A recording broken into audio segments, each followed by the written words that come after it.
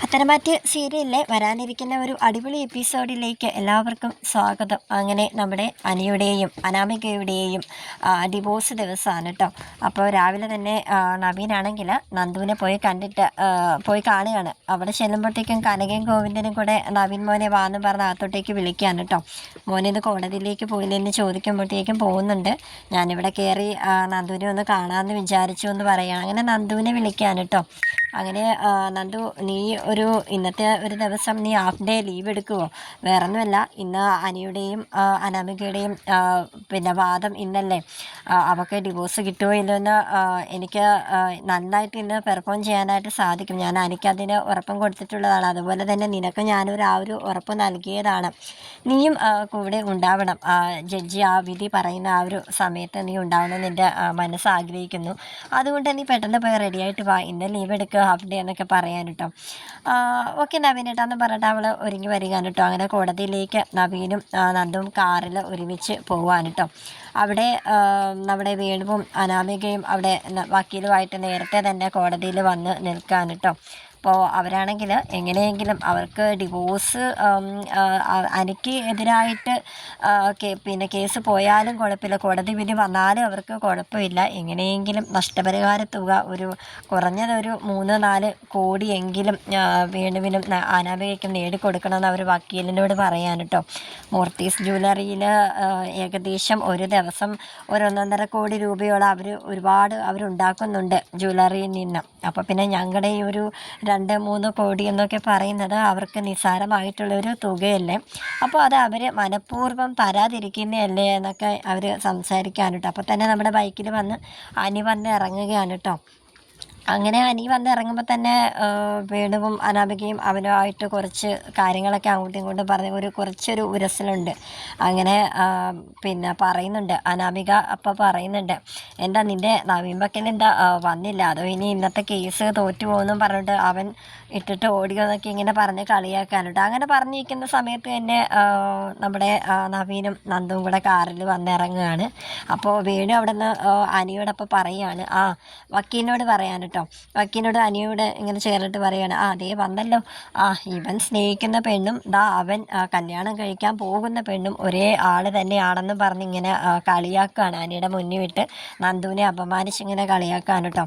ഇവനിങ്ങനെ നോക്കിയിരിക്കത്തേ ഉള്ളൂ. എൻ്റെ മകളുമായിട്ടുള്ള ബന്ധം തകരാൻ തന്നെ ഇവളൊറ്റ ഒരുത്തിയായിരുന്നു കാരണം. അന്ന് ഇവൻ്റെ മനസ്സിൽ ഇവൾ മാത്രമായിരുന്നു. ഇന്ന് ഇവനേക്കാൾ യോഗ്യനാണ് അവൻ എന്ന് തോന്നിയപ്പോൾ, നവീൻ വക്കീൽ എന്ന് തോന്നിയപ്പോൾ ഇപ്പോൾ അവളിപ്പോൾ അവൻ്റെ കൂടെയാണ്. കണ്ടില്ലേ, ഒരുമിച്ച് കാറിൽ വന്ന് ഇറങ്ങിയതൊക്കെ കണ്ടില്ലേ എന്ന് പറയാൻ കേട്ടോ. എന്നിട്ട് അവരങ്ങോട്ട് പോവുകയാണ്. അപ്പോൾ അനിയോട് വന്ന് നവീൻ ചോദിക്കുന്നുണ്ട്, എന്തോ പറഞ്ഞല്ലോ, അയാൾ എന്തോ പറഞ്ഞല്ലോ എന്ന് പറയുമ്പോൾ അവരുടെ സംസ്കാരം നമുക്കറിയാമല്ലോ. അപ്പോൾ അത് ഏത് രീതിയിലായിരിക്കും അവർ പറഞ്ഞതെന്ന് നമുക്ക് ഊഹിക്കാമല്ലോ. അത് വിടെന്ന് പറഞ്ഞിട്ട് ഇവർ കോടതി മുറിയിലേക്ക് കയറി പോവാണ് കേട്ടോ. നവീനാണെങ്കിൽ കോടതിയുടെ അകത്ത് ചെന്നിട്ട് അനാമികയെ നിർത്തി പൊരിക്കുകയാണ് കേട്ടോ.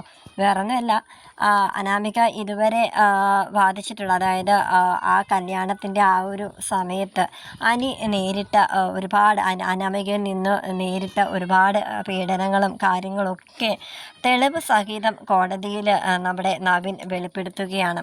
അതുമല്ല, മാനസികമായിട്ട് അനാമികയ്ക്ക് തകരാറുണ്ടായിരുന്നുവെന്നും കുറേ നാൾ ഭ്രാന്താശുപത്രിയിലായിരുന്നുള്ള കാര്യമൊക്കെ മുമ്പ് കോടതിയെ ധരിപ്പിച്ചിട്ടുള്ളതാണ് എന്നും ആ ഒരു മാനസികാവസ്ഥയിലൂടെ തന്നെയാണ് അനാമിക ഇപ്പോഴും കടന്നു പോയിക്കൊണ്ടിരിക്കുന്നത്. അതുകൊണ്ട് തന്നെ തൻ്റെ കക്ഷിയായ അനിക്ക് ഇനി അനാമികയായിട്ട് ഒരുമിച്ച് ജീവിക്കാനായിട്ട് ബുദ്ധിമുട്ടുണ്ടെന്നൊക്കെ കോടതിയോട് പറയുകയാണ് കേട്ടോ. അതുകൂടാണ്ട് മറ്റൊരു കാര്യം കൂടെ നമ്മുടെ നവീൻ ഇങ്ങനെ വെളിപ്പെടുത്തുകയാണ്.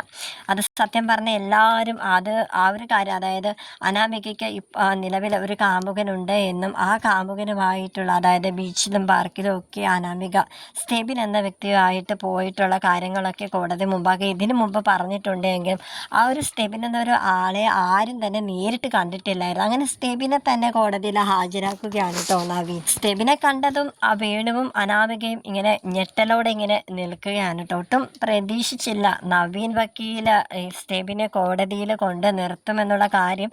സത്യം പറഞ്ഞാൽ ആരും തന്നെ വിചാരിച്ചില്ല. നന്ദുവും അനിയും എല്ലാവരും ഇങ്ങനെ ഞെട്ടലോടെ ഇങ്ങനെ നിൽക്കാൻ കേട്ടോ. എനിക്കാണെങ്കിൽ ടോട്ടലി ഇങ്ങനെ കൺഫ്യൂഷൻ, കാരണം നവീൻ തനിക്ക് വേണ്ടി ഇത്രയൊക്കെ ചെയ്തോ എന്നുള്ള ഒരു ഡൗട്ടും കൂടെ. അപ്പോൾ നന്ദു ഇങ്ങനെ അനിയെ ഇങ്ങനെ നോക്കുന്നുണ്ട്. കാരണം തലേ ദിവസം വരെ അന്ന് തലേദിവസം രാത്രി വരെ ഫോണിൽ വിളിക്കുമ്പോൾ അനി പറയുന്നുണ്ടായിരുന്നു നന്ദുവിനോട്, എനിക്ക് നവീനെ ഒട്ടും തന്നെ വിശ്വാസമില്ല, അവൻ എനിക്ക് ഈ ഡിവോഴ്സ് വാങ്ങി തരുമെന്നൊന്നും എനിക്ക് തോന്നുന്നില്ല എന്നൊക്കെയാണ് കേട്ടോ. അപ്പോൾ നന്ദു പറഞ്ഞിരുന്നു, നീ നോക്ക്, നിനക്കിപ്പോൾ ആരെയും വിശ്വാസം ഇല്ലാണ്ടായിക്കൊണ്ടിരിക്കുകയാണ്, എന്തായാലും നാളത്തെ ദിവസം ഒന്ന് കഴിയട്ടെ എന്നിട്ട് പറയാമെന്നൊക്കെ നന്ദു പറയുന്നുണ്ടെങ്കിലും ആനിക്ക് ഒട്ടും തന്നെ വിശ്വാസമില്ലായിരുന്നു നവീന്. അപ്പോൾ ഇങ്ങനെ ഈ അനാമികയുടെ കാമുകൻ സ്റ്റെവിനെ കോടതി മുന്നിൽ ഇങ്ങനെ കൊണ്ട് നിർത്തിയപ്പോഴത്തേക്കും ശരിക്കും പറഞ്ഞാൽ അനി ഭയങ്കരമായിട്ട് ഷോക്കായിട്ട് ഇങ്ങനെ നിൽക്കുകയാണ് കേട്ടോ. അപ്പോഴാണ് ശരിക്കും നമ്മുടെ നവീൻ്റെ ആ ഒരു സൗഹൃദത്തെ അവൻ തിരിച്ചറിയുന്നത്. അങ്ങനെ കോടതിയിൽ ഇട്ടിട്ട് അനാമികയും സ്റ്റെവിനെ ഇട്ട് പൊരിച്ചടുക്കിക്കൊണ്ടിരിക്കുകയാണ് നവീൻ കേട്ടോ. അവസാനം അനാമിക തന്നെ കോടതിയിൽ വെച്ച് സമ്മതിക്കുകയാണ്, അതെ എനിക്ക് സ്റ്റെബിനെ ഇഷ്ടമാണ് എന്നുള്ള കാര്യവും അനിയുമായിട്ടുള്ള കല്യാണത്തിന് മുന്നേ തന്നെ ഞങ്ങൾ തമ്മിൽ റിലേഷൻഷിപ്പിലായിരുന്നു ഉള്ള കാര്യം, അത് കഴിഞ്ഞിട്ട് ഞങ്ങളുടെ ബന്ധം തുടർന്നു കൊണ്ടേ പോയിരുന്നു എന്നുള്ള കാര്യമൊക്കെ അനാമിക സമ്മതിക്കുകയാണ് കേട്ടോ. പിന്നെ എന്തുകൊണ്ട് അനാമിക അനിയെ വിവാഹം ചെയ്തു എന്നുള്ള കോടതിയുടെ ചോദ്യത്തിന് അനാമിക സ്വത്തുക്കളും പണവും ഒക്കെ ആഗ്രഹിച്ചിട്ടാണ് അനിയെ വിവാഹം ചെയ്തത് എന്നുള്ള ആ ഒരു സത്യം കൂടെ കോടതിക്ക് മുന്നിൽ അനാമിക അടിയറ വെച്ച് പറയുകയാണ് കേട്ടോ. അങ്ങനെ കോടതി വിധി നമ്മുടെ അനിക്ക് അനുകൂലമാകുകയാണ്. അങ്ങനെ നമ്മുടെ അനിക്ക് അനാമികയിൽ നിന്ന് മോചനം നവീൻ വക്കീൽ നേടിക്കൊടുക്കുകയാണ് കേട്ടോ. അങ്ങനെ കോടതി വിധി വരികയാണ്, അനിക്ക് ഡിവോഴ്സ് അനാമികയിൽ നിന്ന് നേടിക്കൊടുക്കുകയാണ് കേട്ടോ. കോടതിക്ക് പുറത്തിറങ്ങിയ അനി നവീനെ ഓടിച്ചെന്ന് കെട്ടിപ്പിടിക്കുകയാണ് കേട്ടോ. എന്നിട്ട് നവീനോട് ഒരു ക്ഷമാപണം കൂടി നടത്തുകയാണ്. എന്നോട് ക്ഷമിക്കണം നവീൻ, ഞാൻ നിന്നെ ഒരുപാട് തെറ്റിദ്ധരിച്ചു എന്ന് പറയുകയാണ് കേട്ടോ. അപ്പോൾ നവീൻ ഒരു കാര്യം കൂടി പറയുന്നുണ്ട്, നീ എന്നെ ഒരുപാട് തെറ്റിദ്ധരിച്ചിരിക്കുകയാണ്, ഇനിയും നീ എന്നെ മനസ്സിലാക്കാൻ കിടക്കുന്നതേ ഉള്ളൂ എന്ന് നവീൻ പറയുകയാണ് കേട്ടോ. എന്നിട്ട് നവീൻ അപ്പോൾ അവിടെ വെച്ച് തന്നെ നമ്മുടെ അനിക്കൊരു കൊട്ടു കൊടുക്കുന്നുണ്ട്. ഞാൻ പറഞ്ഞതൊക്കെ ഓർമ്മയുണ്ടല്ലോ, നന്ദുവിൻ്റെ എൻ്റെയും കാര്യങ്ങളൊക്കെ ഇനി നീ വേണം കൂട്ടിച്ചേർക്കാനായിട്ട് എന്ന് പറയാൻ കേട്ടോ. എനിക്ക് സത്യം പറഞ്ഞാൽ ആ ഒരു സന്തോഷത്തിൽ നമ്മുടെ നവീനോട് പിന്നീട് അവൻ്റെ മനസ്സ് സങ്കടപ്പെടുത്തുന്ന രീതിയിലൊന്നും സംസാരിക്കാനായിട്ട് പിന്നീട് തോന്നിയില്ല. അല്ലെങ്കിൽ അപ്പോൾ തന്നെ അവൻ അവിടെ വെച്ച് പറഞ്ഞു തന്നെടാ, ഞാൻ സ്നേഹിക്കുന്ന പെൺകുട്ടിയാണ് നന്ദു എന്നുള്ള കാര്യം എന്തോ അവിടെ വെച്ച് പറയുന്നില്ല കേട്ടോ. അനി നന്ദു ഒന്നും മിണ്ടാതെ തന്നെ അവിടെ നിൽക്കുകയാണ്. പക്ഷേ നവീൻ്റെ ഉള്ളിൽ നീ ഇത്രയും സന്തോഷിച്ചാൽ മതി, എന്തായാലും കുറച്ച് സങ്കടമൊക്കെ നിൻ്റെ മനസ്സിൽ കിടക്കട്ടെ, നീയായിട്ട് അതായത് നിങ്ങളായിട്ട് എപ്പോൾ എന്നോട് സത്യങ്ങൾ തുറന്ന് പറയുന്നുവോ അന്നേ ഈ കളി അവസാനിക്കത്തുള്ളൂ എന്ന് നവീൻ ഇങ്ങനെ പറഞ്ഞിട്ട് പോവാൻ കേട്ടോ. അങ്ങനെ അനി പറയുന്നുണ്ട്, എടാ നിൻ്റെ വക്കീൽ ഫീസിൻ്റെ കാര്യം എന്നൊക്കെ പറയുമ്പോഴത്തേക്കും, എടാ നീ അതൊന്നും നീ ഇപ്പോൾ എനിക്ക് തരികയൊന്നും വേണ്ട, ഇതൊക്കെ ഒരു ഫ്രണ്ട്ഷിപ്പിൻ്റെ രീതിയിലാണ് ഞാൻ കണ്ടിട്ടുള്ളത്, അല്ലാതെ ഈ പൈസയ്ക്കൊന്നും വേണ്ടിയിട്ടൊന്നും അല്ല. ഇതിനു മുമ്പും ഞാൻ നിങ്ങളെ ജയിപ്പിച്ച് നിങ്ങളെ ഇറക്കിയിട്ടുള്ളതല്ലേ, അപ്പോൾ ഞാൻ എന്തെങ്കിലും കാശ് വാങ്ങിയിരുന്നു.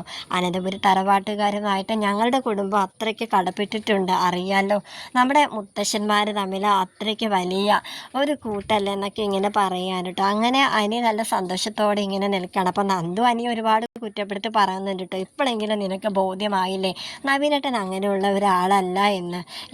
എന്തായാലും എന്നോടൊരു ഇഷ്ടം തോന്നി, അത് നമുക്ക് എന്തായാലും ഇന്നല്ലെങ്കിൽ നാളെ നവീനേട്ടനോട് പറയാം.